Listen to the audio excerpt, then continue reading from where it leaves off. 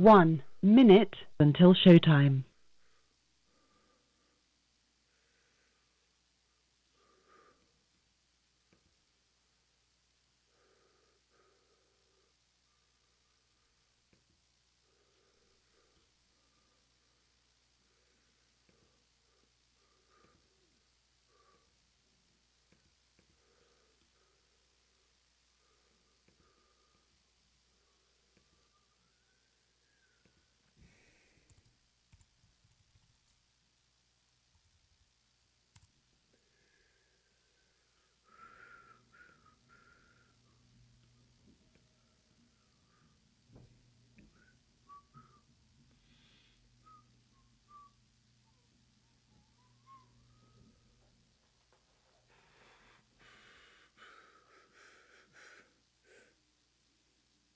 Your show will go live in 5 seconds. 4, 3, 2, 1.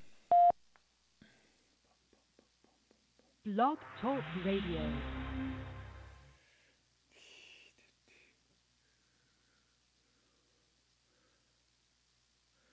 All right. Hello, everybody. One of these days I'll figure out when that intro music actually goes in and when it doesn't.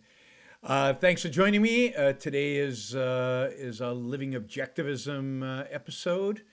And what I thought I'd do today, since I keep getting massive quantities of questions, first of all, lots of callers during the other calls, during the other shows, but also just a lot of email questions and a lot of questions that have been hanging around for a while, and I feel guilty about not having answered them. So I figured today I just go through some of the written questions and answer them. I'll also take some caller questions, so you're just going to have to be patient because I have to get through some of the written questions because otherwise, you know, they're just sitting here, right? Somebody took the time and effort to write out a question, and so I want to give the written questions some priority today. But I'll also get to your caller questions as well. So feel free to call in 347-324-3075. And if you want to be in the queue, what you have to do is press 1 after you've called in. So once you call and press, there you go. Somebody just did it. They pressed 1. So now that puts you in the queue, and that puts you where I know you want to ask a question, and that just makes everything much easier and much smoother. All right, let's jump right in with email questions. I'm not going to take questions from the chats just because it's too much for me to follow the chats and the email so I'm going to take pre-prepared questions or pre-selected questions from the and there are plenty of them because I could do 5 shows just based on the questions I get by email. So let's do a few of these. I'll do a few written ones, and then I'll take one of the callers. All right, so here's one. So I saw a speech, "The Rich Don't Owe Society," and I'm very curious how you square that thought with a semi-recent release of the Paradise Papers that talks about how through tax havens, Apple, which you mentioned throughout the speech, actually pays close to 5% tax rate, which is dramatically less than what I do at 21 years old. So at 21 years old, he's paying a lot more than 5%, which he claims is Apple's tax rate. So first, let's just get this clear. Apple's tax rate is not 5%. There's just no way Apple's tax rate is 5%. And if you do a little bit of research, it doesn't take too much research. Actually, Apple releases their effective tax rate, and you can actually dig a little deeper and find that experts pretty much agree that Apple's effective tax rate is somewhere around, I think for last year was 24.6% worldwide. So worldwide, on average, it pays 24.6% taxes. Now that's that's lower than the 35% corporate tax rate in the United States, but that's because a lot of the taxes it pays in places like Ireland, where the corporate tax rate is only 12.5%, or in other jurisdictions where the corporate tax rate is significantly lower than the United States. But that's 24.6%. That's a quarter of its profit are paid out in taxes. It's not 5%. But more importantly than that, why should Apple pay any taxes? Apple is not a human being. Apple is not a person. Apple shareholders pay taxes on their Apple holding through their dividends that they get. They pay, irregular income taxes on their dividends. Apple shareholders pay on capital gains when they sell a stock and on the gain that they received. So they are human beings. They are actually paying taxes. Why should Apple, just a corporation of people, pay any taxes? Now, add to that Apple doesn't really pay taxes. Apple just passes those taxes on to you. You're 21 years old. You pay the federal government taxes, and then you also pay all of Apple's taxes. Because when you buy your iPad, when you buy your iPhone, when you buy your MacBook, added on to the price of all those goods are the taxes Apple pays. If Apple paid zero corporate tax, the price of all those goods would be lower. Why would it be lower? You say, why wouldn't they just keep the savings? So, for example, the Republicans have just lowered the corporate tax rate to 20%. Why wouldn't the corporations just keep that saving from 35 to 20%, whatever that money is? And a lot of people talk as if they're going to. But think about it. Okay, so Corporation A and Corporation B are competing. And their taxes, both corporations, taxes went down. So now their profits went up significantly. Higher than what, if you will, the stock market demands from them given the stock price. So now, given the return on capital that is required to invest in them. So now Corporation B says, you know what? I can gain some competitive advantage by lowering my prices a little bit, because I'm making a lot of money right now, by lowering my prices a little bit to gain market share from company A. So company, and it does so. So company A says, wait a minute, they just lowered their price. They're going to capture market share. So I'm going to lower my price even more. And they compete and lower their prices until what? Until they return to that level of profit which is required by the capital holders to invest in them. It's very simple economic theory. And that is the same basic principle applies to wages. So corporate taxes are paid by consumers and by employees, not by so-called corporations. They just pass on the cost. And since they're all within a particular geographic area, since they're all paying the same tax, they all pass it on, and then they compete on the difference. But globally, this is true as well. Because, again, the market for capital, the required rate of return demanded by shareholders is a global phenomenon.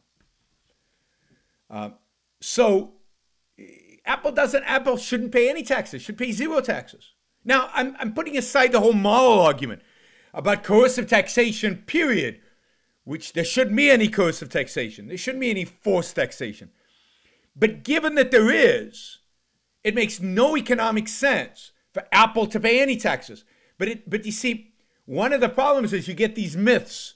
Things like the Paradise Papers come out and somebody reads a paragraph and they misinterpret it, and then they go out and they say, oh, Apple only pays 5%, or that's what appears in Google. And, we've talked about in other shows about the whole phenomena of Googling something and knowing that it's true.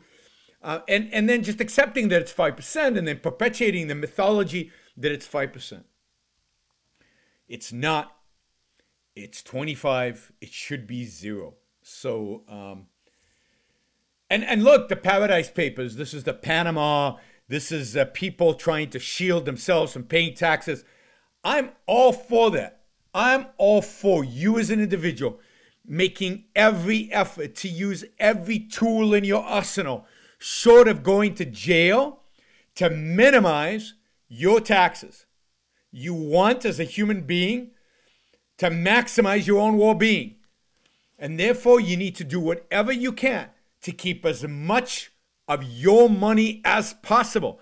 And if that means using some Panama account or some paradise whatever, in order to shield the money, and it's legal in the sense that you won't go to jail if you're caught, because going to jail is not a good thing. There's no upside to going to jail. Then yeah, use it. Use the Panama Papers. Use whatever technique you can legally to shield your income.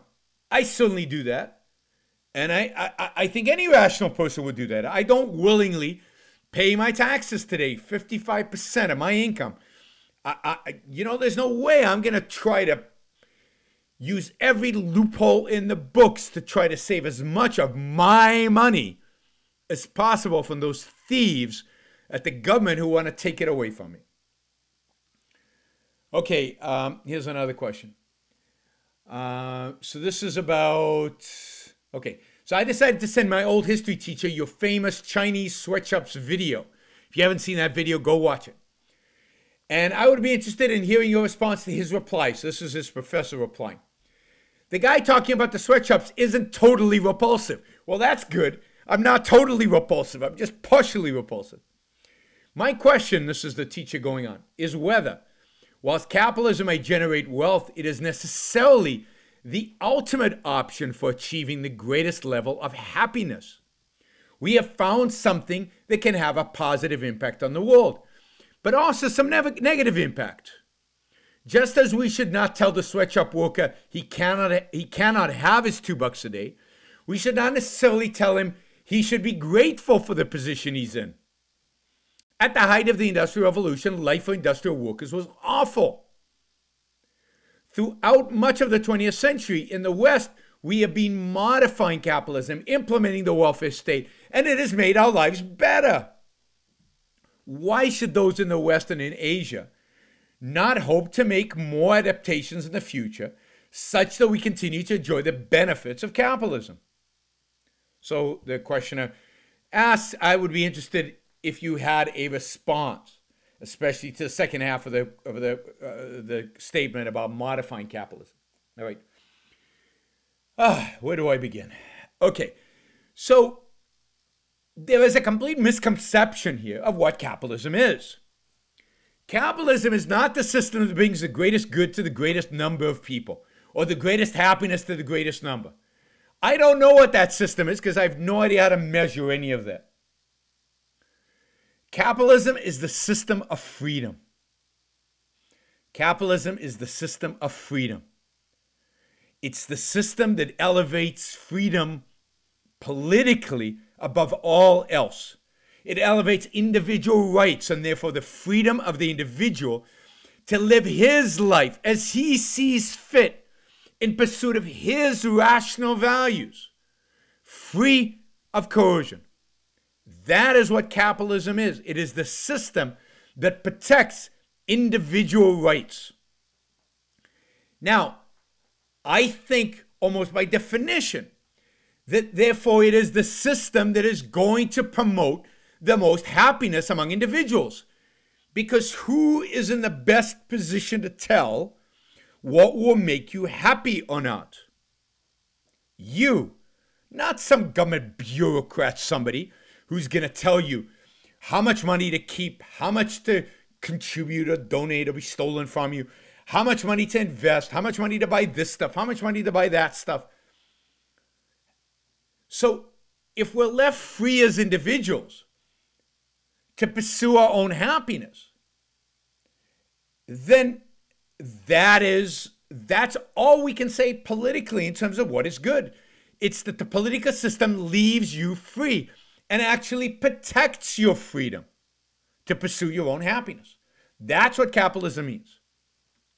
So how wealthy you become is not the standard for whether capitalism is good or bad.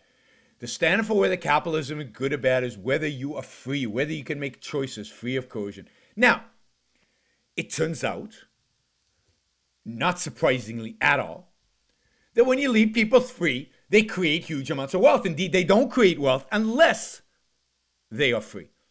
Because the human mind, or because to create wealth requires a mind that is unconstrained.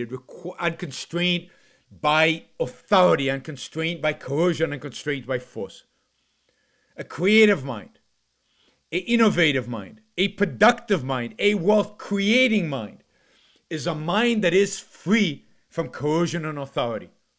And therefore, capitalism, by leaving people free, leaves people alone to think, to produce, to create, to build, to innovate, to trade, and to create wealth.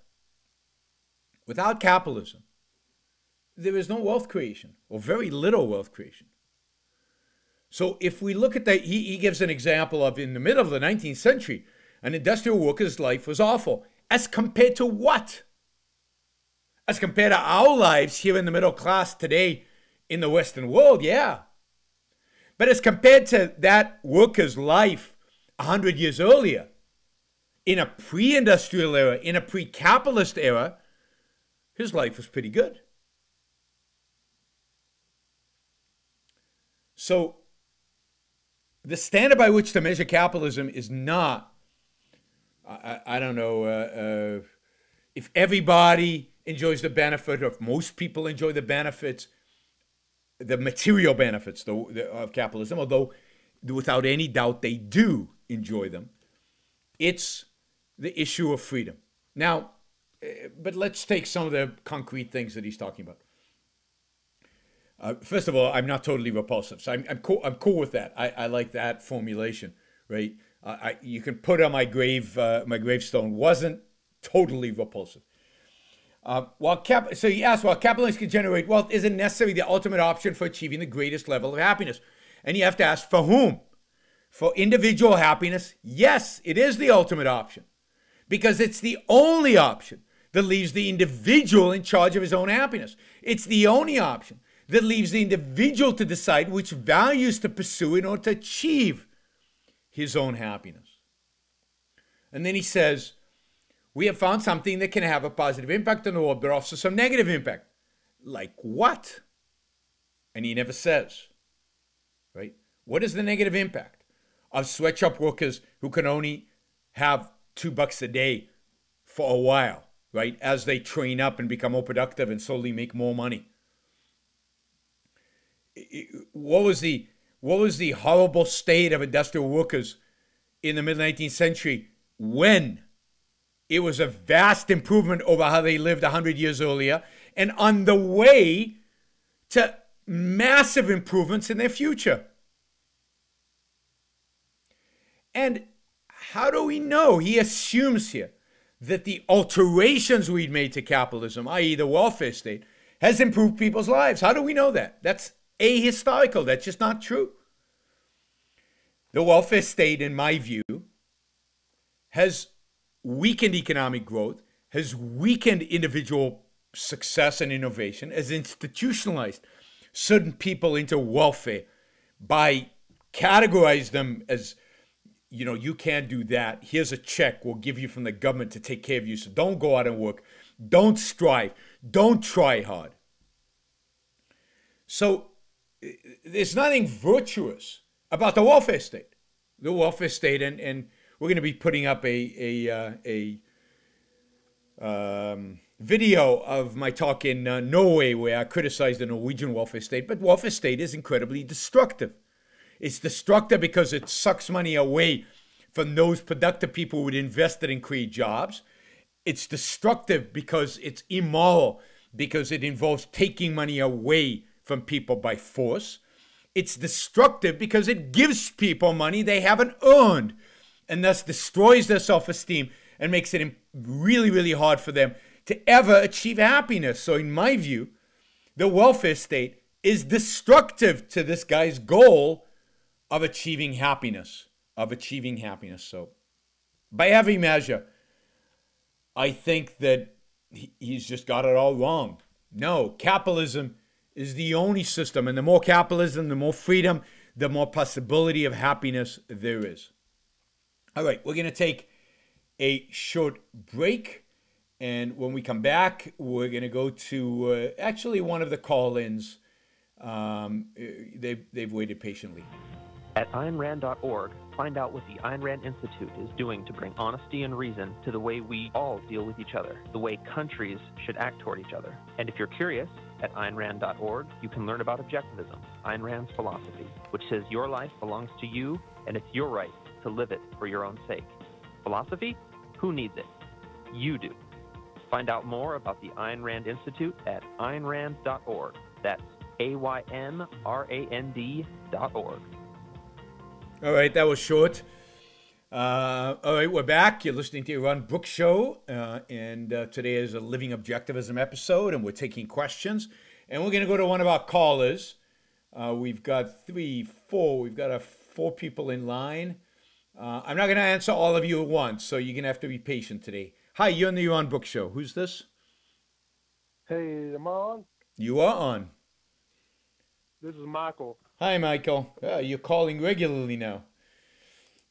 Yeah, I mean, sparring partners, I got to keep up with you. Okay, cool. What's up? My questions are very, very brief, so don't freak out. I've Good. got 3 little quick questions. Yep.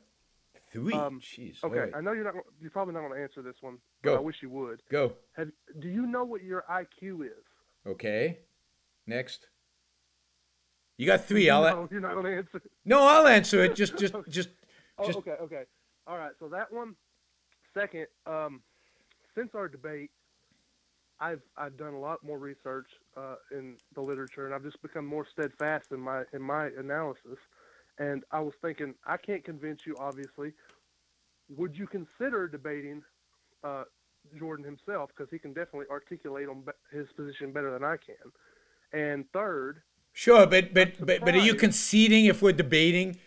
Well, okay, I promise. You ask me all 3 questions first. All right, go ahead. Okay, yeah. And I was very surprised to find out that you have never talked, at least on my knowledge. Yep. You have never talked to Stefan Molyneux, and I know that you want to get bigger and you want to be a household name and stuff. Yeah. Yes. He will have you. I know for a fact he'd have you on his show, no problem. And he's got a lot of audience. All right. And I think that'd be an interesting conversation. So we got that? Those are the 3? Yes. Okay, IQ. Yes, sir. Yes, sir. I do not know what my IQ is. I have no idea. Absolutely zero knowledge. I've never done an IQ test. I'm really not interested. I don't care.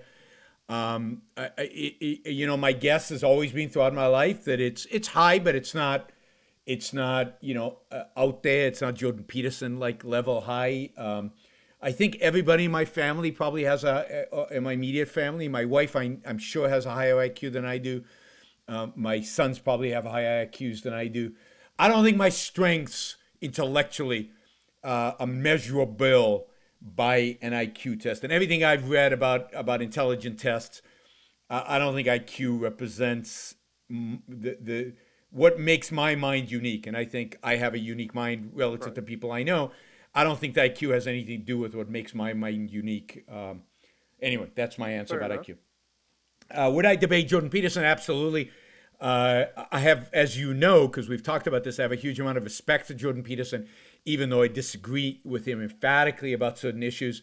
I find it interesting that you think we should debate, because your view is that we agree on everything. I've been trying to convince you that we disagree.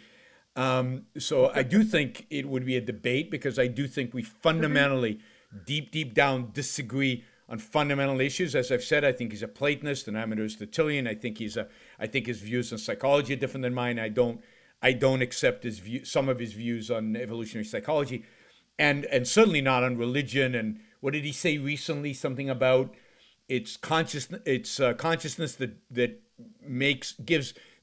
brings into existence reality, or something like that, which we completely disagree about, the primacy of existence versus the primacy of consciousness. So all of that we disagree. So I'd love to debate him. I'd love to debate him. Yeah. So, that's your mission in life, is to arrange that one. Can I say just one thing? Yeah, sure. Because you said something. You said that I think that Yuns agree on everything. I actually don't. I just thought that you agreed on one aspect, and then the debate we had for an hour, we got augured in on how far he is from Ayn Rand. I never thought he was perfectly with Ayn Rand. Okay. Well, I think he's very far on the fundamental philosophical principles. I think the closer you get to day-to-day life, in a sense, the closer he is. So I think it's a lot of his practical advice is very good and very positive and close to Ayn Rand. The more you get to epistemology and metaphysics, and even to morality in its theoretical form, the more distance he is from Ayn Rand. He's philosophically distant, even though some of what he says in terms of application is very close, and that's why it can sound similar. That's my point. I would agree with that. Yeah, Stefan Molyneux, no, there's no way I would ever debate. I would go on his show. I consider him a bad person. I do not do shows with bad people. I consider the issue of sanction an important issue in objectivism, of moral judgment, and I do not deal with people that I judge based on my knowledge of them to be bad, morally immoral, to be immoral people. I consider him immoral. I consider his views on race. I consider his views on Israel. I consider him beyond the pale, not views that I would tolerate. Now, he's also an anarchist, but he's a particularly, sometimes I'm willing to debate anarchists sometimes. It depends on who it is and what kind of anarchist they are. But in his case, if you add on the issues of his what I view as his racism, and certainly his position on Israel, which is despicable, it's beyond despicable, I will not have anything to do with him. And I'm willing to sacrifice, in a sense, or give up, sacrifice is a bad word, I'm willing to give up short-term gain of audience size, but I will not be, there's certain people I won't go up on stage with. If you, for example, if you said, look, I can get you a huge audience if you would go up and debate Noam Chomsky, I would say no. I'm not going to debate Noam Chomsky. Noam Chomsky, to get on the same stage as Noam Chomsky is to recognize him as a member of the human race. And I'm not willing to do that. He is below, he is below despicable. He is a monster, and he is not intellectually, and he's not somebody. I make moral judgments, and if I judge somebody as immoral or in Chomsky's case as evil, I will not have anything to do with them. I will not sanction their existence, and they're in a sense they're being on the same stage with me. Their intellectual equality in any kind of sense with me. Yeah, go ahead. That's fair. I just want to just to get some clarification. Yeah. So you wouldn't be open to debating Sam Harris either? No, I would debate Sam Harris. Because Sam Harris is actually more radical than Stefan in the race stuff. Sam Harris has had several podcasts on the race stuff. Yeah, but I don't. I've listened to them. I've listened to Molyneux, and there is a, and I don't have it right in front of me because I'd have to re-listen and to exactly articulate what I mean. But there is a substantive difference between the two. And in the way they phrase it, the way they articulate it, the way they present it, I am convinced that Stefan Molyneux is a racist, and I'm convinced that what's his name? You just said it. Sam Harris? Yeah, Sam Harris. I'm getting old, and it's been a long day. Sam Harris is not a racist, and I would have to re-listen to give you the specifics. But I'm convinced that the two are very different. It's how you present the information and the data. Right. Yep. I'm actually glad you said the whole pragmatic thing about Jordan. That you think that he's more sensible with his pragmatic, like it's practical. I don't like the word pragmatic, but his practical advice is often very good. Like little advice to do little things. Yeah. Because that's what I was trying to get at, because with the suffering thing, just so you know, that's what I was trying to get at. But obviously, I'm very, very bad at articulating stuff because I'm like more of an abstract thinker. But I really wanted to talk to you, so but that's what I was trying to get at. Well, I mean, I think it's fascinating. Yeah, but I get caught up on the fundamental philosophical issues, and Jordan Peterson gives too much emphasis to the issue of suffering instead of where he's good is the practical advice on how to live a good life. I think some of what he said about honesty, for example, is some of the best stuff I've heard from anybody about honesty. He is as good as an objectivist on honesty. He's phenomenal. That's where his real strength lies, in certain moral virtues and how to live the good life. He is often exceptional, not just good, really exceptional. Right. Does that make sense? Well, I appreciate you taking. Yeah, absolutely. Sure. And I appreciate you taking my call and stuff. Well, so And anytime. I hope I get to see you and Jordan. I know you want to debate Stefan. I personally don't think Stefan's a racist, but you're perfectly perfectly free to associate with people that you don't want. Yeah, I do not want to associate with Stefan Molyneux. And again, I have no doubt that he is a racist, and he's also an anti-Semite. All you have to do is go and watch his episode on Israel, and it is You've probably seen more than I have. It is so beneath contempt, his position on Israel, that I don't see how any semi-rational person could come to the conclusions he comes to unless there's some, if you will, ulterior motive. And sadly, I think there is an ulterior motive. All right. Thanks a lot, Michael. Really appreciate you calling. Really appreciate you continuing to be engaged and continuing to ask questions and call up. And that's great. So thanks. All right. Let me just encourage all of you to do a couple of things, and then we'll take a break, and then I'm going to go back to the written questions. One is to subscribe to my YouTube channel. There are more people watching this on YouTube than on Facebook, I think, to a large extent, because people are subscribing on YouTube, and then they get reminders every time I do a live show, and it's much more engaging that way. But subscribe to my YouTube channel. I'd really appreciate that. Subscribe to my podcast on iTunes or Stitcher, whatever you use in order to download your podcasting apps. And please, I don't want to beg, but I'm not going to get down on my knees, but I would appreciate the financial support that you could provide on Patreon. You know, just anything, $1 a month, $2 a month, $100 a month, $1,000 a month. Thank you to all of those who've already contributed to support this show on Patreon. There are about 200, I think last I looked, 215 of you. There should be 2,000 of you. So everybody on right now who has not yet contributed something on Patreon, feel free to feel guilty about that fact. I give you permission. The one time I give you permission to actually feel guilty, because you know what? It's own guilt. It's you should feel guilty. All right, we'll be right back. The Ayn Rand Institute fights for the future. Throughout history, people all over the world have been fighting tyrants in the form of kings, dictators, and governments who propagate the immoral idea that your life does not belong to you. This is why the Ayn Rand Institute is important. We promote Ayn Rand's philosophy, Objectivism, that not only teaches you as an individual the principles needed to live a happy and successful life, but also the moral foundation for striving to achieve such a life. Ayn Rand said that anyone who fights for the future lives in it today. Join us in that fight. Go to AynRand.org today. All right. Again, thank you all for listening and being here. Okay, let's do another question. Okay, this one's pretty good. All right, so what about the poor, right? That's always the question, right? And he says, my question, or more of a thought, addresses the common question from the collectivists. What about the poor? Being the ones that can't help themselves with physical, mental, or other disabilities that prevent them from caring for themselves. The common answer that I hear is private charity will take care of them, which I wholeheartedly agree.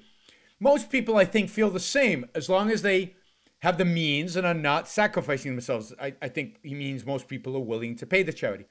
Wouldn't it get us there quicker if the advocates of individualism put private charities at the top of their platform? If we get the private charities funding now, funding these causes now, even with an overreaching government, it would make the argument for reducing government that much easier, being that would no longer be a legitimate argument against big government, because you'd have the charities and they'd be funding people. In other words, don't wait to reduce government for charities to kick in. I know we have some charity now, but some sort of database has to be established to show its performance and capabilities. Then you could shout it from the rooftops. All right. So this is the problem. This is the problem here. And there's several problems, but this is the problem. The problem is the idea that this issue is a legitimate argument for big government. It's not. There is no legitimate argument that says, oh, if only we could take care of the poor. Because every audience I go in front of, every audience, everywhere, all the time, and I say, how many of you would be willing to help those who truly cannot help themselves? Every hand in the room goes up. Everybody agrees that they would help them. Everybody agrees that that number who truly can't take care of themselves is small. And the fact is that that doesn't move anybody. Now, on top of that, facts of reality don't change people's minds. That's a pretty radical statement. Facts of reality don't change people's minds. If they did, then we would be living in laissez-faire capitalist heaven. Because the fact is that the facts of reality show unequivocally that capitalism works. Everywhere you look, capitalism works. It works in every region of the world to the extent that it's tried. All you have to do is go to Hong Kong and see it working. And even Hong Kong is not pure capitalism. It was when it was closer to capitalism, it worked even better. And they didn't, in the early days, they didn't have a safety net. So people still survived. I don't know how much charity there was, but they survived. So the facts are there. The 19th century, there was no safety net. Mostly, it was charities, and everything worked fine. So we've run this experiment, but it's not about running experiments. It's about altruism. The collectivists, the altruists, don't care about the poor. The people who ask the question, what about the poor, don't care about the poor. This is really, really important. The altruists and collectivists don't care about the poor. The people who ask the question don't care about the poor. This is not about poverty. Because again, what's other system other than capitalism has helped the poor anywhere? Really helped the poor. Risen people out of poverty. Only capitalism. Socialism creates poverty. Look at Venezuela. But they all love socialism. So it's not about the poor. If they cared about the poor, they'd be capitalists. It's not about the tricky, difficult, confusing issue of what would happen to the poor if government didn't have any welfare and it was purely capitalist. Because I asked them, how many of you would support helping those who really can't help themselves? And everybody raises their hand. It's not a tricky question at all. No, they don't care about the poor. What do they care about? They care about sacrifice. They care about making the rich worse off. They care about making anybody with ability worse off. They care about your suffering, not about their benefit. I give, in my Morality of Capitalism talk, I give the example of Bill Gates, who through Microsoft helped more poor people in the world than maybe any other human being in the last 40 years. And yet, he gets zero moral credit for that. Why? Because he benefited from helping them. He became a billionaire. A multi-billionaire. When does he become tolerable morally? Is when he starts giving his money away and he doesn't benefit from it. He doesn't help as many poor people, but luckily, he's not benefiting from it himself. He's not being self-interested in any way. And as I say, he would become a saint, a really moral person, if he actually lived into a tent, sold all his private jets and everything, and maybe bleed a little bit for us. The point is not helping the poor. They don't care about the poor. They don't like the poor. They don't engage with the poor. Once in a while, they'll go to a food kitchen and maybe feed a few poor people to alleviate a little bit of guilt. But it's not because they care about the poor. It's because they care about their guilt. They want to show their sacrifice, or they want to virtue signal their altruism. But altruism is not about the benefit achieved by other people. Altruism, fundamentally, at its core, it's about the suffering inflicted on you that you inflict on yourself. Now, the intellectuals and the politicians care about controlling people, true.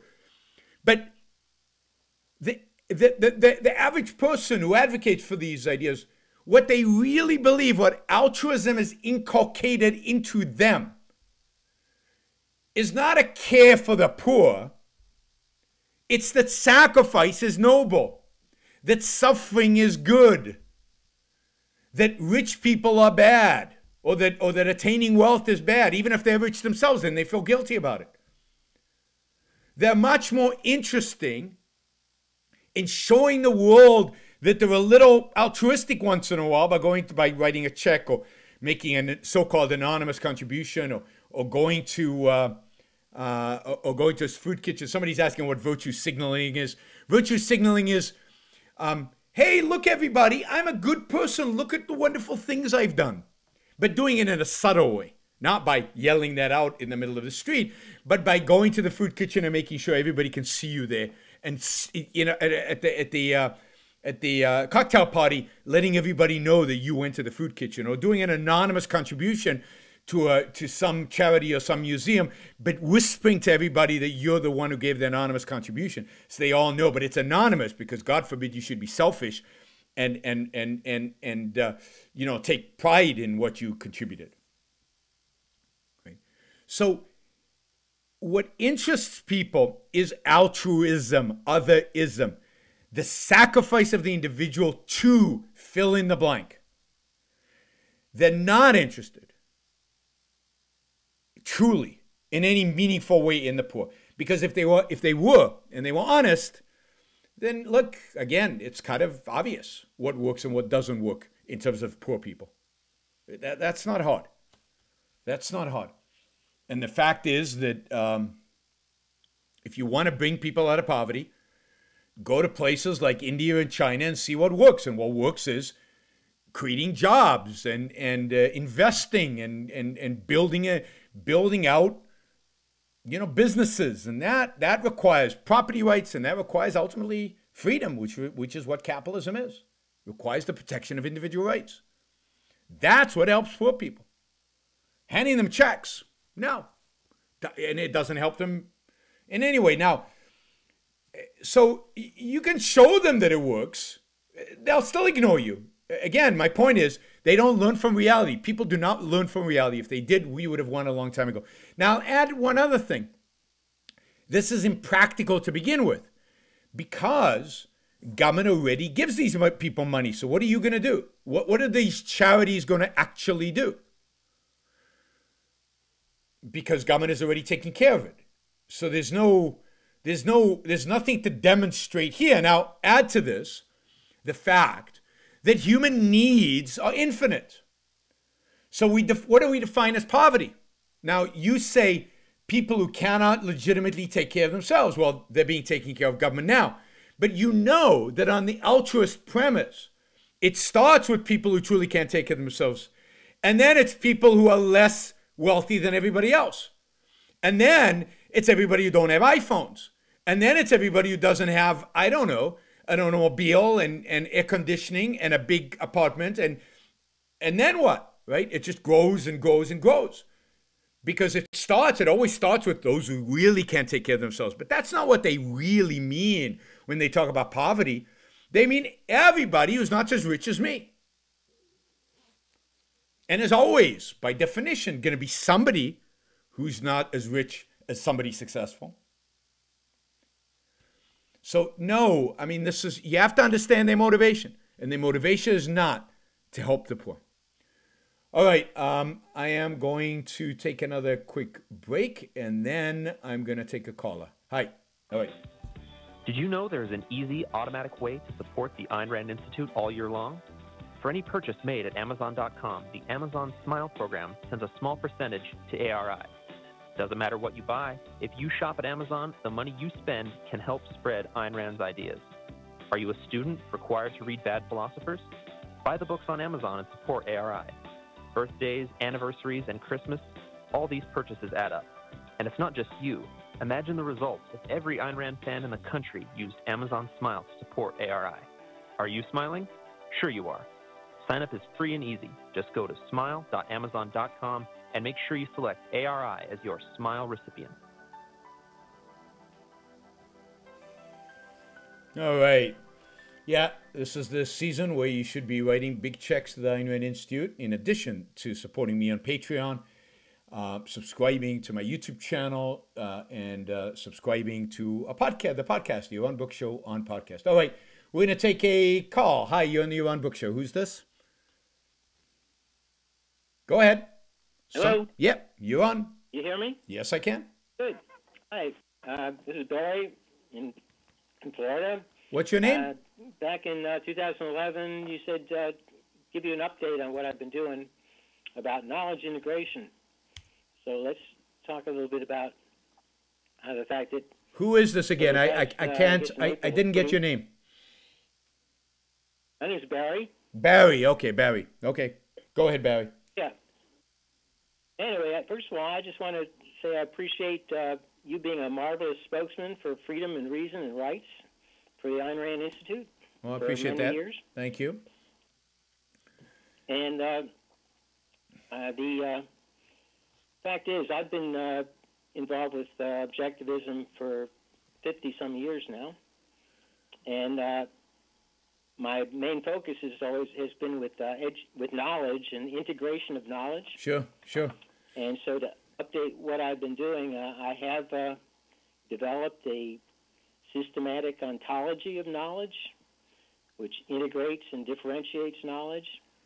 And it works off of a principle from Aristotle. Okay. I've written a book called The Introduction to the Ethical Principles of Knowledge.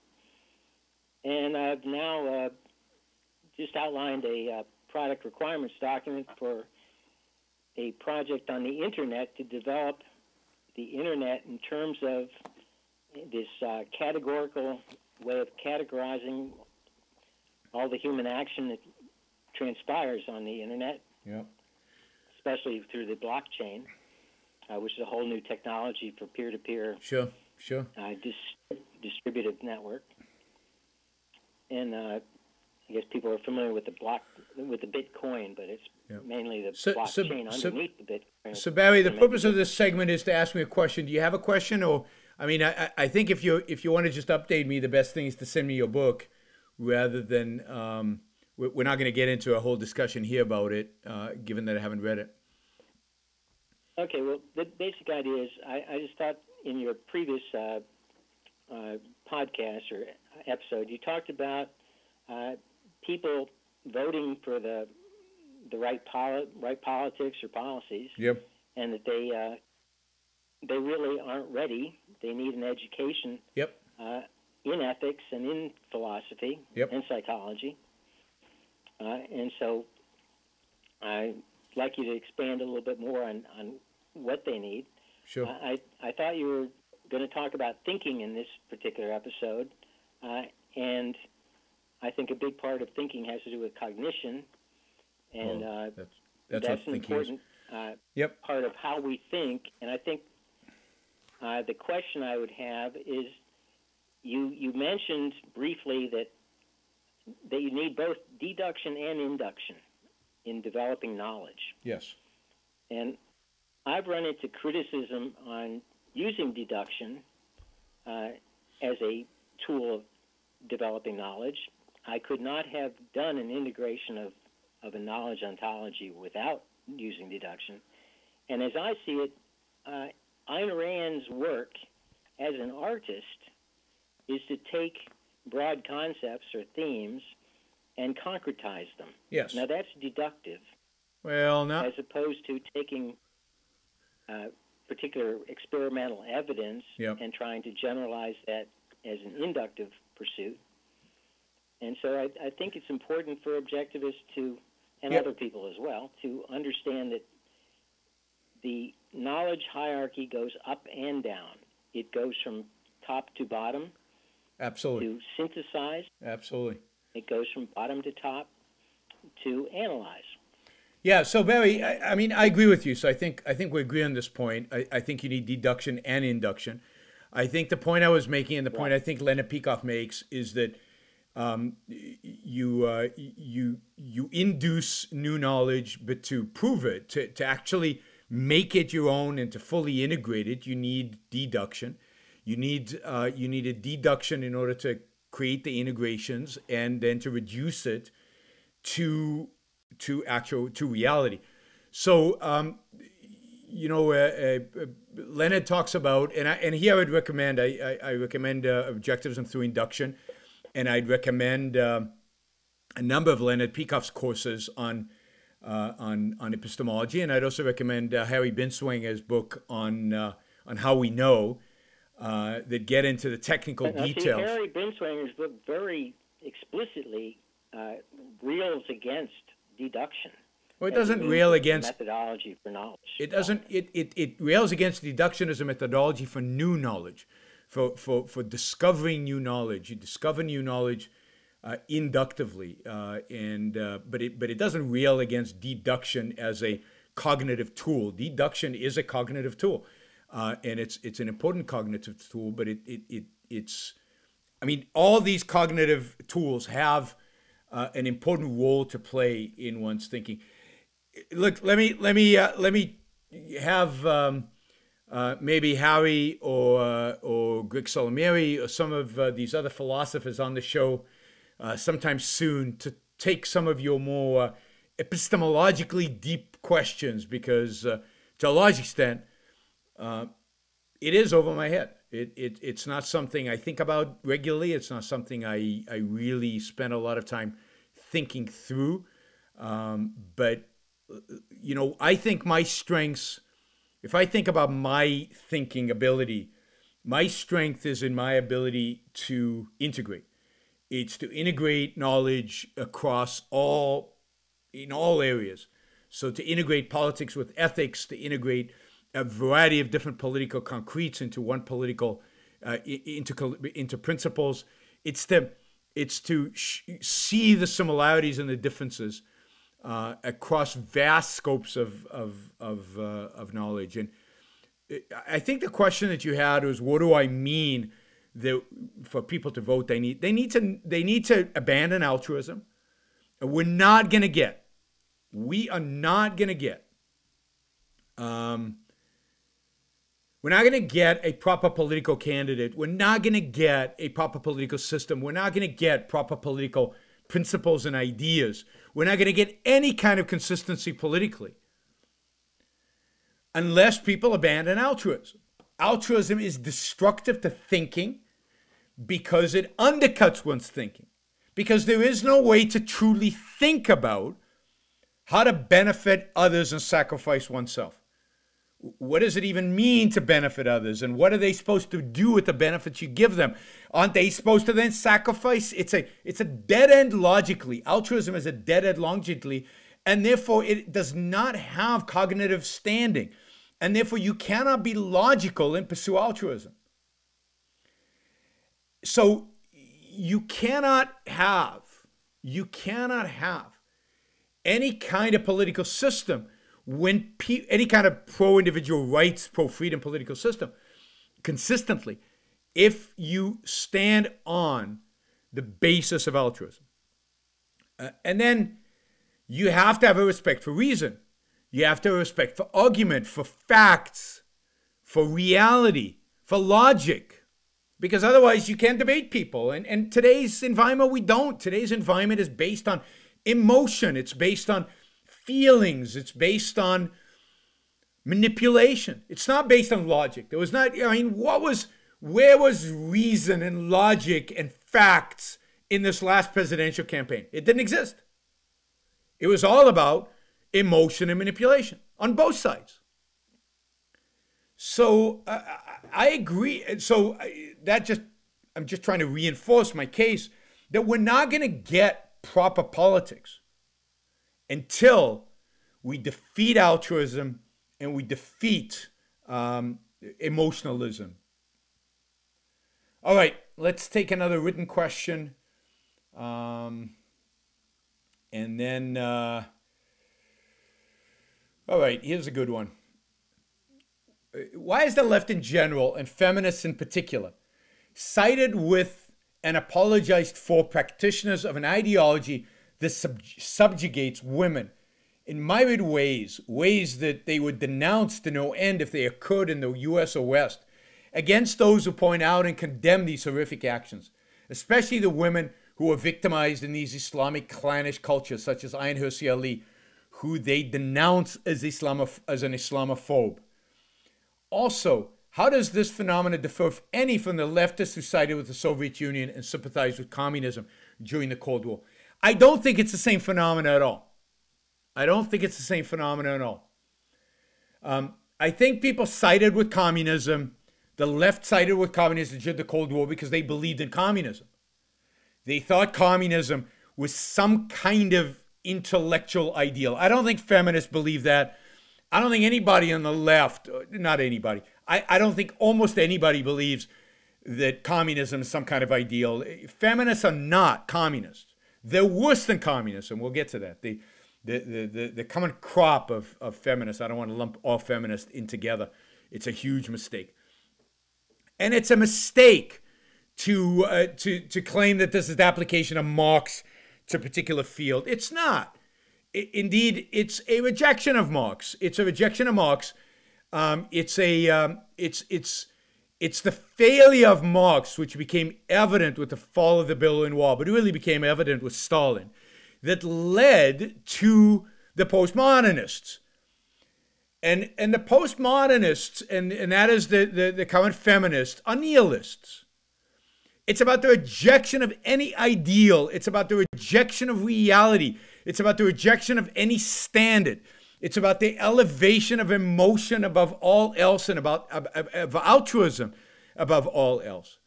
It's about the rejection of reason. Marx is still trying to be scientific. He's still trying to phrase things in terms of the science of economics. Now, he's wrong on everything, but he's trying to appeal to reason.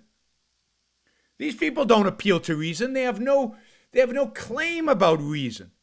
They're about pure emotional manipulation.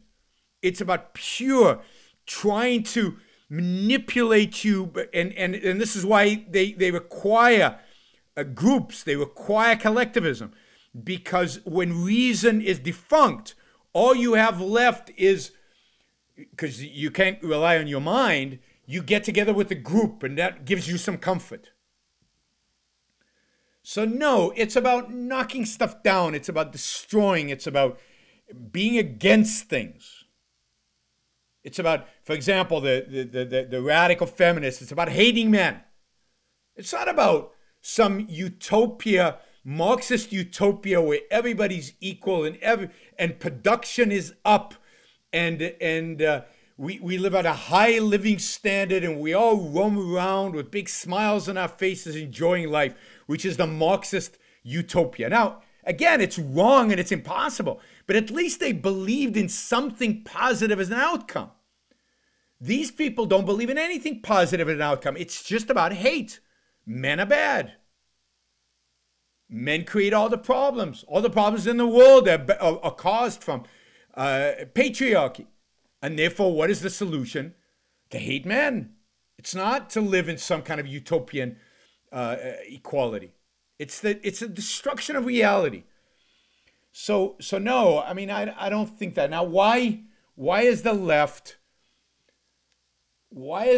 not sympathetic to Muslim women who are brutalized in their cultures? They go through genital mutilation. They have to cover their faces. They can't drive. They can't vote. They have no rights in these countries. Why is it the left, who claims to be for civil rights, women's rights, why aren't the feminists, who want women to be treated equally, so upset by anything that happens in the West, but are completely up in arms about women in Saudi Arabia, anything else? And here it's about, again, it's not about, it's the same issue about not about the poor. It's not about caring about how women are treated. It's about the hatred of man. And above and beyond any hatred, the thing they hate the most is that they hate the West. They hate Western civilization. They hate the world in which they live more than anything else. So to elevate our values and to say to Saudi Arabia, your values suck, you're evil because you treat women this way, is for them, wow, that's that's too assertive. That's too definitive. That's too presenting the West as in some way superior. How do we know? Now, we know that for us, how do we know that for us? Emotionally, we've been brought up in this culture. You know, in this culture, in our culture, women have to be treated in this way. But who are we to judge other cultures? Again, the collectivism, the altruism. And so some people are sacrificed. I mean, they would love to sacrifice men in this culture. And in that culture, women are sacrificed. Sacrifice is fine. But it's the group first. It's we in the West are one group, and therefore we in the West have to behave based on these principles. And the principles that apply in the West only apply in the West. They don't apply anywhere else because it's all about collectivism. It's not about reality. There's no standard there's no universality of the moral standards. It's complete relativism, moral relativism, cultural relativism. But it's not relativism that you could say, well, it's moral relativism. So me, I don't know, I treat women in an X way. Who are you to judge me? Oh, no. It's collectivized moral relativism. The morality of our culture, they can preach to you if you're white and live in the West. But if you're a different color, or in your different culture, or in your different place, the moral standards are completely different. And who are we to impose our moral standards on them? And notice that it's we and them. There are no individuals here. There's no my moral standard. So they're not moral relativists when it comes to the individual. They're moral relativists when it comes to collective. And it's all about collectives. And collectivism is their primary. It's all about the tribe. And their tribe does things that way. We can't judge their tribe. Our tribe does it this way. We can judge everybody in our tribe. And for the purposes of this, our tribe is those of us who live in the West. Look, I cannot think of anything uglier, of anything more unjust than calling Ayaan Hirsi Ali an Islamophobe. Here's a woman who was victimized by Islamic culture. Her parents, but the people she lived with. And she is speaking out against that to save young girls in Muslim countries from the fate she suffered. But, you know, who are we to judge? Who are we to plus, you know, so they can't criticize any behavior that's outside of the tribe. And it's the lowest form, the most disgusting form. It's just horrible. It's just horrible. And I don't know. Ayaan Hirsi Ali, by any standard, is a hero. I don't agree with everything she says, but she's a massive hero. But for these people, she's a villain. Because how dare she, who's come to the West. And this is the thing, she doesn't really belong to our tribe. She belongs to their tribe. But now that she lives in our tribe, she somehow belongs to our tribe because she elevates Western values above others. So, I mean, it's mind-boggling to me. It's mind-boggling. She's black. She was raised Muslim. She checks off a lot of the oppressed boxes. And yet even she cannot have an opinion if that opinion is contrary to the wisdom of the tribal leaders, in this case, the leaders of the left. Again, there's no objective moral standard. This is postmodernism. This is the rejection of reality, of objectivity, of morality. And it's the adoration of the tribe, of collectivism, and of altruism. So I hadn't necessarily suffered. Shut up. Who cares? That's their attitude. And it's just disgusting.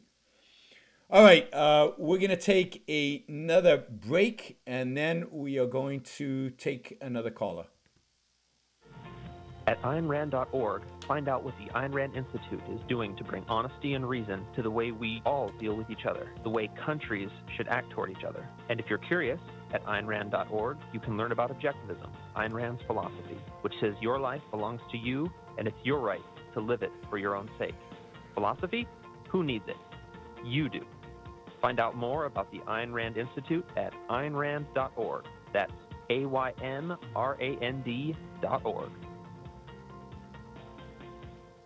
Yeah, and there's also this issue. You're listening to Yaron Book Show, and we'll be back. There's also this issue of that Corey brings up on one of the on Facebook. There's the worship of the primitive, and you know, this is widespread, and it's. I'm going to do a show on that because I've just seen recently a couple of articles about how our worship of, particularly when it comes to diet, but in all other things, the worship of cavemen. Cavemen, no, they were real. They were real here. You know, they were much happier in the caves than they were once they discovered agriculture. Oh, that's civilizing, and life expectancy went down, and all this other crap. So I'm going to do a show about that, but not. We'll take that up another time. All right, we've got somebody calling in. Hi, you're on the Yaron Book Show. Who's this? Merry Christmas, Dr. Brook. Merry Christmas, Skylar. How's it going? It's going well, sir. I got your voice down. What can I do? Yeah, it's connection now. Yeah. What is the military-industrial complex, and why did Ayn Rand call it a myth or worse? The military-industrial complex was something that I think was being discussed during the Eisenhower administration, and obviously has become a big deal since then. And it is basically those businesses and the military itself that benefit from expansion of the military, growth in the military, and wars. So it's those companies who sell the military arms. It's those generals who will get a lot of consulting income if they have the right jobs at the Pentagon and then go into the private sector. It's the whole cronyism around the military. Of course, it was big in the 1950s and 60s in the sense of fighting the Cold War, but it's still big. You see this in the development of the F-22, which is a massive failure, cost unbelievable sums of money. I mean, it's going to be a decent plane at the end of the day, but it's not the right plane, not for modern military. It's every mistake in the book. Caused by this, I think, cronyism, brought about by this cronyism. So it's really cronyism is applied to the military. Now, why did Ayn Rand object to it? Because what happened was that the idea of the military-industrial complex was used by those who objected to us having a strong military.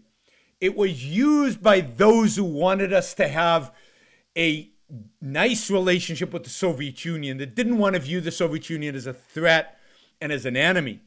It was used by the left and kind of the pacifist libertarians, or the American-hating libertarians, as a catchphrase to describe, see, all this conflict with the communists, it's just caused by these private companies trying to make a buck off of selling weapons to the Pentagon. And they have to create this atmosphere of conflict in order for the Pentagon to buy their weapons. So that's why we have a conflict. So it's anti-ideological, anti-conceptual in that sense. So that's why she objected. Now, is there validity to the concept? I think there is. I think there is if it's properly defined. That is, I think there's a lot of cronyism when it comes to the military. I think there's a huge amount of corruption when it comes to military procurement, when it comes to selling weapons to the military. I think there are massive lobbying that goes on. You can see it with congressmen. You can see it with the Pentagon. You can see it with again, the generals getting lucrative jobs in the private sector afterwards in selling weapons to the units that they were in charge of buying the weapons for. And I think that we need to be very cautious about the kinds of weapons. Are the kinds of weapons, correlated with the kinds of threats that we have? Are the kinds of weapons make sense strategically? Are we paying too much? Is there real competition among these companies to really produce the best products possible? I think it's a very, very complex issue. I don't think it's simple because partially we don't allow these companies to sell their stuff overseas to just anybody for legitimate national security reasons. We don't own our enemies to getting our best weapons.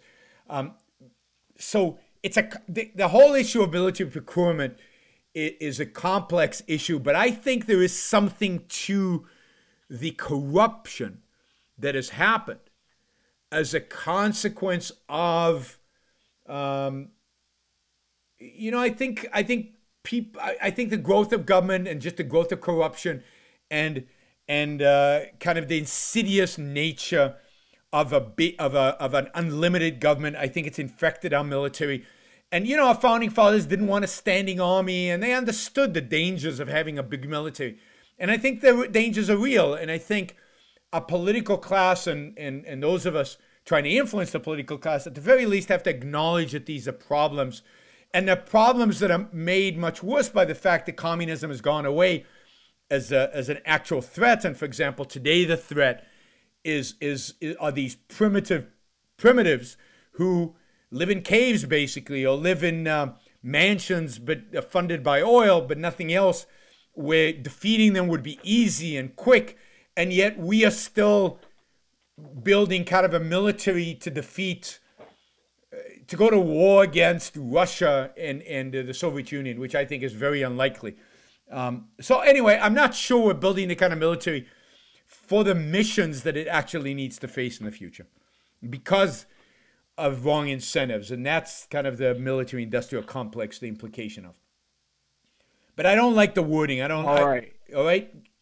Thanks, Skylar. Appreciate the call. You. All right. Let's see. One more written question. All right. This is one. And this is the question where I supposedly I said that race is a social construct. And he's surprised to hear that. And he wants to know in what way race is a social construct. Okay. So this is the way I don't know what race is, right? So I don't know what race is. And I don't know how you define race genetically if you really got into trying to define race from a genetic perspective, because most of us are mutts from that perspective. We have genes from all over the place, many of us. But, okay, so skin color. Skin color is obviously real. It obviously exists. There are black people and there are white people and there are a lot of people in between that's hard to define what they are. And there are people who are Asian. And so there are people who clearly come from a particular region of the world or their ancestors came from that world. So how is this a social construct? What's a social construct is not the fact that we have different genetic makeups. What's a social construct is that is important, that has any importance in judging an individual human being. Now, your genetic makeup is important in certain contexts. What kind of diseases you might be susceptible to. What kind of treatments would work for you versus work for somebody else, right? There's certain diseases that only Ashkenazi Jews get. So it's relevant that you're Ashkenazi Jews in the context of, because your genes are important, in the context of health. In the context of health, and in the context of what kind of diseases we might have. And it might turn out that in the context of our metabolism, in the context of a lot of things, your genes matter. And to the extent that a doctor can generalize from your background about your genetic makeup, that's helpful. And it's not a social construct in those cases. It's a question of science. But when it comes to evaluating somebody's character, evaluating somebody's worthiness as a human being, evaluating somebody's abilities, race is irrelevant. And those who make race relevant, that's the sense in which it's a social contract. It's not real. It doesn't have a reality. Your moral character is determined by you, by your free will. It's determined by the choices you make. I would argue that much of what makes you who you are is determined as a human being, as a cognitive thinking being, is a product of your choices, not a product of your genes, not a product of your environment, but a product of your choices. So if you start elevating race and evaluating specific individuals, that is what I meant by race as a social construct. Not that there are no differences between human beings. Of course there are differences between human beings. Some of them are perceptually obvious. But those differences that are perceptually obvious in terms of skin color are irrelevant in judging somebody as a human being. So that's the sense I meant, that race is a social construct. I wanted to say, let me see. By the way, one of the reasons I think that racism is on the rise, and one of the reasons I think that racism is on the rise, even among, well, it's always been among intelligent people, but you know, racists have not. Racists have come in all guises and all forms, but it seems to be on the rise right now, I think, partially because of the decline in our belief in free will. We have a culture today that does not, where the intellectuals are constantly arguing that we do not have free will.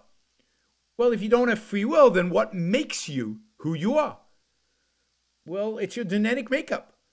And if I can find genetic differences between groups of people, then it's a shortcut to establish who you are and what you are, because you're determined by your genes. So I think a big part of what's going on today, is this issue of the kind of the popularity, and I don't know how to measure it historically. I think this idea is more prevalent today. The fact that free will doesn't exist than it was, let's say, 50 years ago. I think among philosophers, among scientists, among people, there was more recognition of the truth of free will than there is today. I don't know that I can prove that, but that's my sense. I think as we move away from recognition of free will, we become more tribal. We look for other markers to identify, to be able to judge people, I mean, Greg makes the point. I made it a little bit earlier, that the dividing lines between races don't really exist. Because we're all mutts. I mean, I know I am. I mean, I've seen my, you know, I've done like 23andMe, where you get your genetic thing, and I'm from all over the place. And even though I look like I'm Northern European, it turns out that I have strong Asian, genes in me. I share a significant number of genes with Native Americans, because whatever tribe in Asia that I have some roots from also went over and crossed the Bering Straits and populated America. My kids, I don't even know what to make of my kids. They're complete and utter mutts from a genetic perspective, because their mother has an even more diverse genetic pool than mine. So, I mean, the whole thing is, I find the whole thing repugnant and stupid. And the very fact that it comes up, I find repugnant and stupid. So the fact that people spend so much time talking about this, thinking about this, asking questions about this, debating IQs of different, quote, races. It's just so stupid and such a waste of time and so disgusting and so horrible. And all it reminds me is the whole attempt by the Nazis to scientifically define races and to scientifically define superior races and inferior races. So, once you get somebody like Molyneux, who spends so much time and so much effort and so much focus and so much energy on the issues of IQ and race, I lump him immediately with those German, quote, scientists, supposed scientists, who try to turn race into a science. It's despicable. And this is why I won't have anything to do with people like that. So, I mean, I think it's a new low in terms of our civilization. Anyway, so I think you know what I think about this. So, but the question was specifically about why I said it was a social construct. It's in that sense. It's in the sense that scientifically we're all mixtures, and in the sense that when it comes to evaluating, while our genes are relevant to certain things, when it comes to evaluating people, individuals, our genes are not relevant. And when it comes to evaluate people, certainly the external manifestations of our genes in skin color and things like that are not relevant. And that's where it's a tribal construct. My tribe versus your tribe. Your genes are obviously inferior to my genes. All right, we're going to take a quick break, and then I'm going to take another phone call, I think. Yes, I'm going to take another phone call from... All right. We will be, we'll be right back. The idea that a person ought to be selfish is so alien to our culture that when people learn that Ayn Rand upheld a morality of selfishness, they are left scratching their heads. What could Rand possibly mean? In the new course, Being Selfish, Being Happy, at ARI campus, Dr. Tara Smith discusses the crucial features of Rand's morality of selfishness, what she called rational egoism, explaining what it is not, and why it is an individual's only means of achieving sustainable happiness. Visit ARI campus today and enroll in Being Selfish, Being Happy. All right, let me add that qualifies for reverse racism as well. So this is in every direction, the whole topic. It's what did Ayn Rand call it? The worst form of collectivism. It really is. And collectivism's pretty bad if you know Ayn Rand. All right, we're going to take this call. Hi, you're on the Yaron Brook Show. Who's this? Hey, this is Daniel from Huntsville, Alabama. Hey, Daniel. How's it going? Pretty good. One question I had was, have you heard of Ray Dalio's new book? I've heard of his book. I've read some Ray Dalio stuff. I haven't read the book, so I can't really comment on the book. My understanding is it's pretty good. He's read Ayn Rand because he's quoted as saying stuff about Atlas Shrugged. He's a very successful hedge fund manager, and I admire successful hedge fund managers unless they're complete crazies like George Soros. But even George Soros, I admire him in his hedge fund stuff. I think he does an amazing job. But I don't know enough about Ray Dalio to really comment too much about it. I was just asking because actually I bought the book, and I want to say it's fantastic. Good. I think because he does one of the things that the Iron Institute really promotes is trying to spread the importance of philosophy, and the book called Principles. He obviously thinks that's important too, and the book is just full of bits of useful information that very useful that I can use, almost, just right now in my life. Yep. So I thought it was good. It's good to read some other stuff that's non-objectivist that kind of, share. Oh, absolutely. I mean, let me just tell everybody, don't read just objectivist stuff. I mean, there's a lot of good stuff out there that I recommend reading. I certainly do not believe you should just read Ayn Rand. I think you should read Ayn Rand and read Ayn Rand often, but I really think you should engage with content that's not just objectivist. I mean, I read all kinds of things, including The Enemy. But yeah, I think from what I've heard, Ray Dalio's book is very good and inspiring and positive and to some extent consistent. So yeah, thanks for being there. Thanks for recommending it. I'm gonna try to get the book and read it, and then I'll be able to make a more educated comment about it. Thank you. Okay. Also, I wanted to comment on your episode on what is objectivism. Yep. And I just want to say, you're talking about, like, we're not, like, our real goal is to find the truth. Yes. And not just, yes, learn just about objectivism. And I think you just completely nailed that. That's absolutely true. And it's actually one of the things in Ray Dalio's book that he talks about is you want to be, he calls it being radically open-minded, because you're not trying to, like, when you have a conversation with someone, you shouldn't be trying to prove or show that you're right, but rather find the truth regardless of where it comes from. So that's basically what you were saying. So yep. Well, I appreciate it. Cool. Thanks. Thanks for calling. Thanks for listening and hopefully supporting the show as well. All right. Let me take one of these written questions quickly. You said that General Robert E. Lee committed treason by seceding from the Union and fighting for the institution of slavery.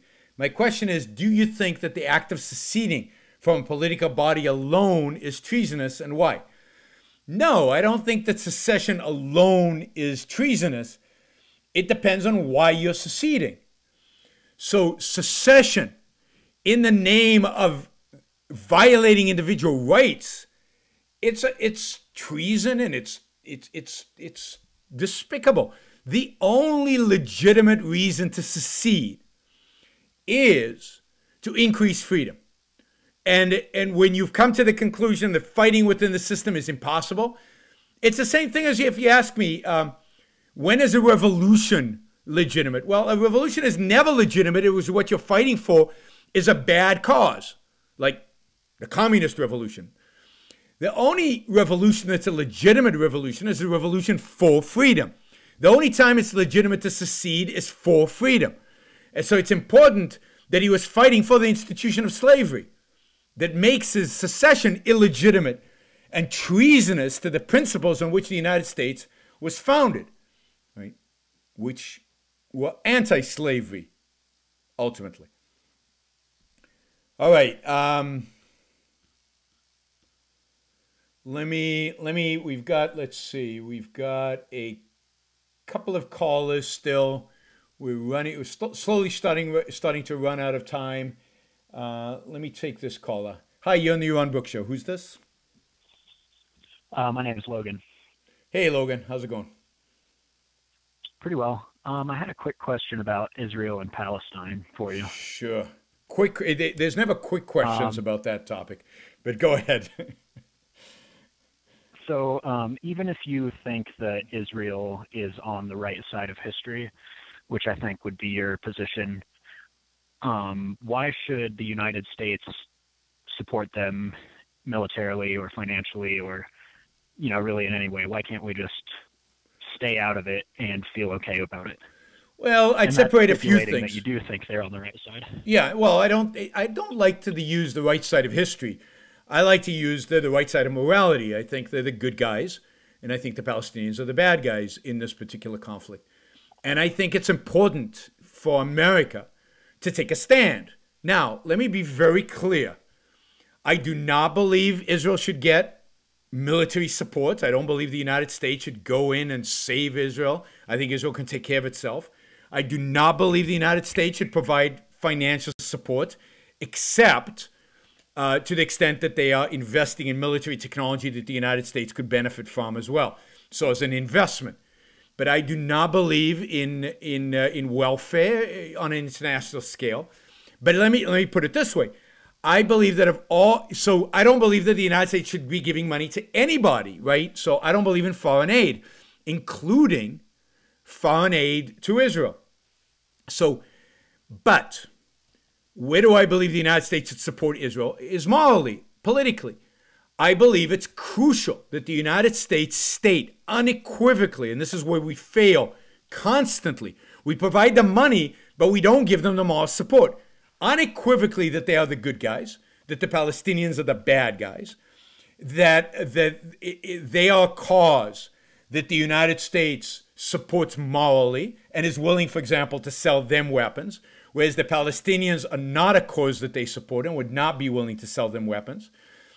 Because I think it's important. It's an act of justice. I think justice is a selfish virtue. It's crucial for the United States, in defending itself, to clearly identify who its friends are and who its enemies are. Israel is a friend. The Palestinians are an enemy. And to clearly articulate that so the world knows that we take morality, we take justice, we take who is our friend and who is our enemy seriously. And I think that is crucial. That is part of what it takes to defend ourselves. That is a policy of self-defense requires you first and foremost to identify your friends and to identify your enemies.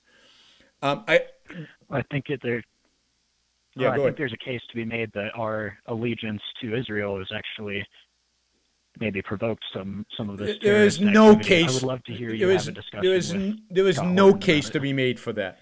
There is zero case to be made for that. The people who attack us, they want to destroy Israel because it's an ally of the United States. Not the other way around. They don't want to destroy America because we support Israel. They want to destroy Israel because Israel is similar to America. Israel is the little Satan where we are the big Satan. But what they want to destroy is what they define as Satan. What they want to destroy are Western values. What they want to destroy is the West. What they want to occupy is the entire world. What they want to take over is us. And Israel is a means to that end. It is not the end. It's a means to that end. It's one more country. They were fighting before America was a country. What's that? They were at war, Israel and Palestine, long before America was ever in existence. That's not true. That's completely ridiculous. Israel came into existence in 1948. The United States of America has existed since 1776. Israel, but who the hell cares? The people who inhabited Israel 2,000 years ago are nowhere near the same people who are in Israel today. Who cares who inhabited and who is fighting 2,000 years ago in Israel? That is irrelevant.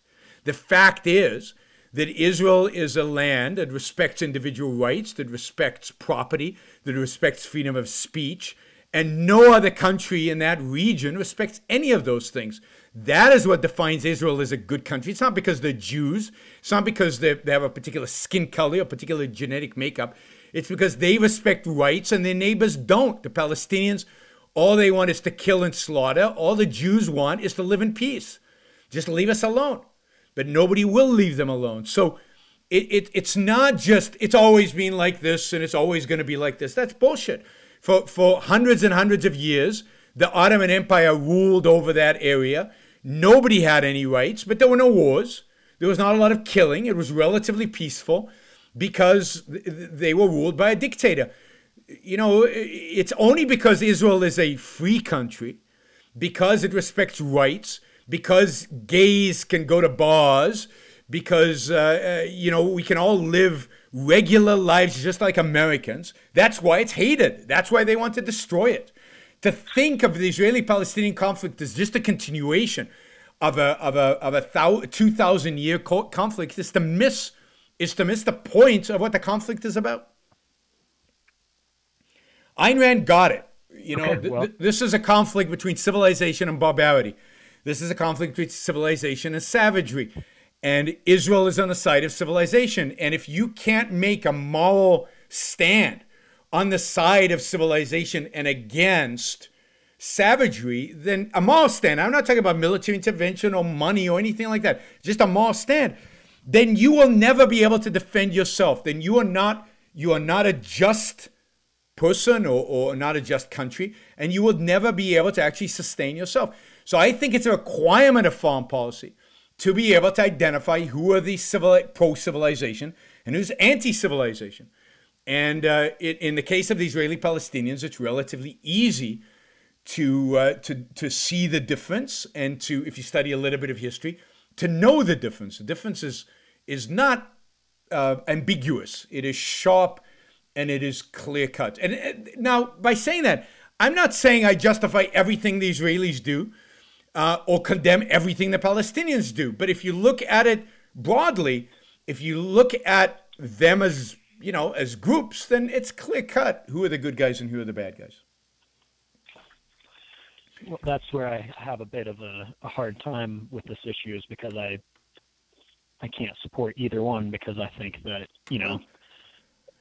So you can't support a country. You cannot support a country where people live in peace, where the government stays out of your life for the most part, where you have property rights, where you have free speech, where there's a respect for all religions. All religions, you know, live peacefully in a country.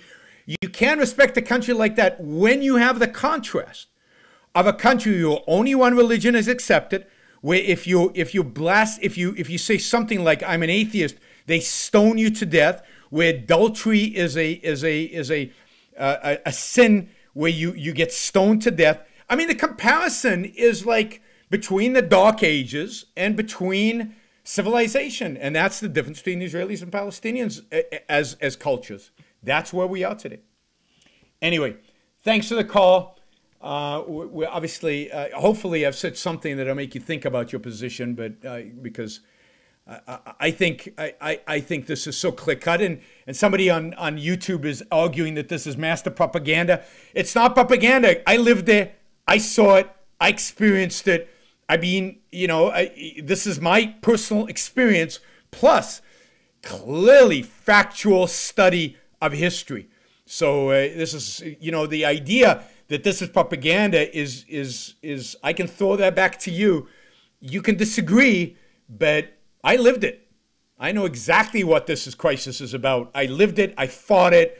I experienced it firsthand at a variety of different stages in my life. All right, we are going to. Whoa, people just keep on calling. Let's see. All right, we're going to take one more caller. Hi, you're on the Yaron Brook Show. Who's this? Hi, this is Nick. Hey, Nick. How's it going? Good. I was wondering, you mentioned how the current movement on the left is just interest in destruction, or it lacks an ideal. And I was wondering whether, you don't think there's some sort of, at least, I don't know, like a sort of a primordial ideal where at least they would see something that ought to be, and then they try to achieve that, and then only at the concrete level. So at the concrete level, they want to see successful people pull down, but it's not to achieve some superior end state other than more suffering. If you consider more suffering an ideal, then maybe that's an ideal. But they're not pro-human life. Let's be clear, I'm not talking about all leftists. I'm talking about the nihilists. The point of nihilism is destruction. The point of nihilism is to drag you down. The point of nihilism is not to attain some greater living standard or quality of life or anything like that. It really is just to knock it down, is to make things worse. Well, would you say that you would say that the Nazis are a nihilist ideology, wouldn't you? Yes. Or they're yes. nihilist. Yes. So in what sense don't they still have, in a sense, some sort of ideal? Because you have all those people who are willing to. The Nazis are not exactly, as an ideology, are not exactly nihilist. I think they're motivated psychologically by nihilism, but as an ideology, I don't think they're nihilists. So as an ideology, and this is how they sell themselves, and this is one of the points Leonard Peikoff makes in the dim hypothesis, is you can't really sell nihilism. Nihilism people don't buy nihilism. At the end of because most people are not that evil. They're not that corrupt.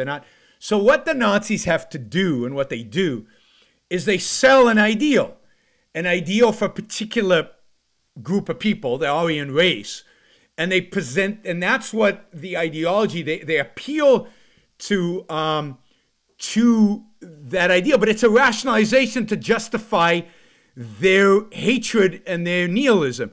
But the reason they can be successful, in my view, is because they can create the semblance of an ideal, which they can sell to large numbers of people. So Nazism is a psychologically motivated by hatred, by destruction, by nihilism. But what they create is an ideal to rationalize that. Thank you, Greg, for the rationalization. That was the key there. So and the same to some extent is true of Marx, right? So Marx is clearly motivated by hatred. If you read Marx, particularly if you read his letters to Engels and the exchanges between Engels and Marx, what you find is both of them are really motivated by hatred. They hate people, they hate Jews, they hate Slavs, they hate all kinds of people. They hate success, they hate businessmen. And but they create a whole ideological system integrated around this ideal utopia that one day will exist. The difference with the nihilists, the modern left, the modern, how would you call it? The modern kind of nutty left, crazy left, is that they have abandoned any rationalizations. It's just straightforward, right? They call it social justice. That's their rationalization. But social justice stands for nothing. It's an empty concept. There's nothing there. They don't stand for complete equality. I've asked them. They don't. They don't stand for any end state, for any, if you ask a communist, what do you stand for? You know what they stand for. If you ask a Nazi what they stand for, you know what they stand for. There's no rationalization. It's just they want to pull stuff down. The only rationalization they have is they portray it as, it's not motivated by hate. It's motivated by desire to help people. It's motivated by, I don't know, again, the social justice. But it's all in the moment. It's all short term.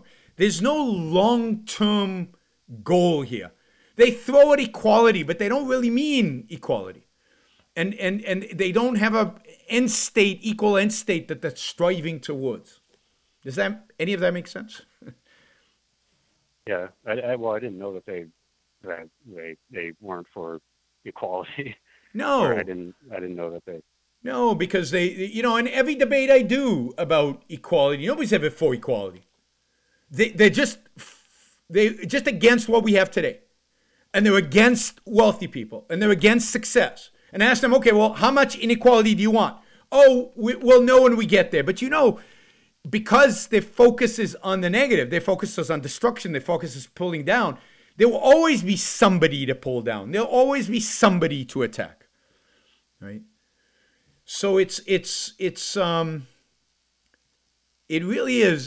The fact that they don't need to disguise what they're doing with the rationalization tells you something about the state of the culture. So I'd be more optimistic about the culture if they'd have to pretend that they had some ideal at the end of the day. Well, I thought it sounds like it was sort of like kind of like old folky altruism. That sounds to be their rationalization. No, they rely on old folky altruism, but again, it's not. You see, Marx had a system geared towards an idea, motivated, I think, by hatred, right? But geared towards an idea, an end state that was some kind of, that he presented as a utopia. But really what Marx does is hate. That's the fundamental motivation. The same with the Nazis. What we have today is no end state, no need to present you with this ideological structure and a whole presentation. I mean, that's what postmodernism gets rid of. There is no ideal structure because there are no structures. They cannot be an ideal. Indeed, there's no reality. There's no facts. There's no logic. Let's stop pretending. Let's just nakedly put our emotions on the table and let's hash it out. And that's what I think these people are about. And this is why in the dim hypothesis, Leonard Peikoff says, look, at the end of the day, that won't sell because human beings are just not that deprived. At the end of the day, what sells is a system, some kind of integration, some kind of integrating feature. It could still be motivated by hate, but it needs to, people have to believe that there's something out there that is a better state ultimately, some heaven at the end of all of this, that they're willing to sacrifice themselves and sacrifice everybody else, hundreds of millions of people in the case of communism, for this heaven that's out there. They have to rationalize it. Otherwise, to confront their naked evil would be too much for them. So that heaven has to exist out there. They have to present it in that sense. So, and his argument is that's why the left in its current form will never win, because it's too disintegrated, it's too nihilistic, it's too naked in its emotionalism and hatred. And what will rise up to win is a false projection of this heaven, a false idealism, a false integration. And religion is his candidate. Religion, which is, again, presents you with a heaven, still motivated by, I think, ultimately hatred of existence, but it doesn't present itself, doesn't market itself, it doesn't think in those ways, and it doesn't get people to think in those ways. It actually builds a whole system to get to hide, in a sense, psychologically, the hatred that they have for existence. So you hate life, don't worry, there's an afterlife. And if you just do X, Y, Z, and if you sacrifice all these other people, you'll get to that heaven and things will be good. All right. Great. Thanks for the call. Really good. That's a good question. It's a really good question. And part of the problem is that it's so hard to integrate nihilism. It's so hard to understand nihilism. It's so anti-life. It's so anti-who you are as a human being. It's impossible to actually actually hold that psychologically, because we're not haters. I've said often, we are the real lovers. We are lovers of reality, lovers of the world, lovers of existence. And they're haters of the world, haters of life, haters of existence. We're truly diametrically opposite of both the nihilistic left and the false integrators on the right, well, sometimes on the right, left and right, who knows what even those terms mean, right? But the false integrators are on religion or on Nazism or on communism, and the nihilists, we're against all of them. And we're the only ones who stand in counter to all of that, right? All right, let's see, we're going to take a quick break, and then I will take... Ayn Rand held that art is an indispensable need of human life, an irreplaceable form of spiritual refueling. In the course 8 Great Plays, available at ARI Campus, Leonard Peikoff selects 8 masterpieces of world literature and analyzes them as great works of drama and as works that convey philosophies of life. After completing this course, you will better understand how to reach a full, objective evaluation of an artwork and how to grasp, evaluate, and enjoy the values that great literature offers. Visit ARI Campus at campus.aynrand.org today and enroll in 8 Great Plays. Yeah, that's a great ad, and let me just mention, I love that course, the 8 Great Plays. It's just fabulous, and it immediately has an impact on your life, because you'll immediately start looking at movies differently. Start, if you're into plays, going to the theater and seeing things differently, it'll cause you to think differently about your life in the context of experiencing aesthetics and experiencing art, and you'll get so much more out of your aesthetic experiences after that play than you would otherwise. I'll end with this question, I guess, that relates to this a little bit. He's talking about an artistic perspective. He says, it seems that nowadays social justice is the main thing art should do, or should manifest in its form of expression. Could we challenge or confront this? Absolutely, we have to. So art is not primarily a means for conveying politics, political perspectives, social justice.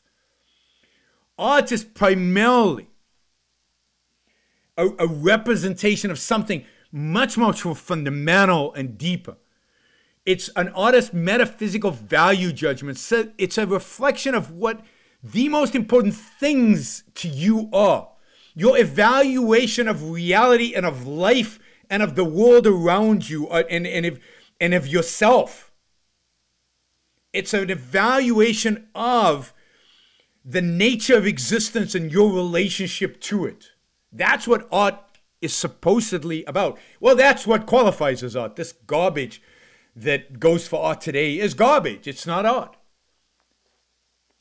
And it's way too political.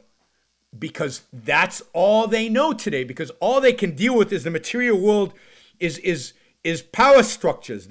It's human relationships. They can't be alone with their own consciousness and reality before them, which is what great art requires. It requires you dealing with reality. You as an individual human being, you with individual values, confronting reality, the facts out there. That's not what the modern left is about. The modern left is all about relationships. It's all about human beings and their relationships to one another. It's all about politics. It's all about politics. You know, and this is why they even talk about sexual politics, racial politics, this politics, that politics. Everything turns around politics. There is no human mind, individual human mind, alone creating, dealing with reality. So the modern left is, anti-consciousness and anti-reality, and therefore cannot be pro-art.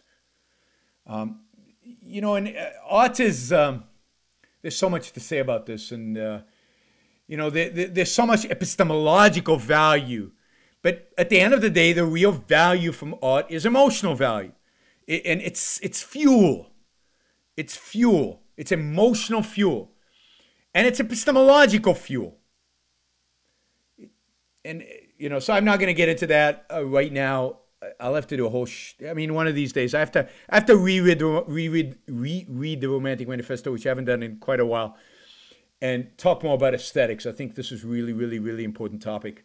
And I know I lose interest. As soon as I start talking about aesthetics, people drop off. I see it. But it's really, really crucial. It's not aesthetics, art is not it's not an option. Not for living a good life. It's not an option for living a really a good life. All right, we're going to call it quits there. Thank you all for listening. Thank you for engaging. Thanks for all the callers. We had tons of callers today.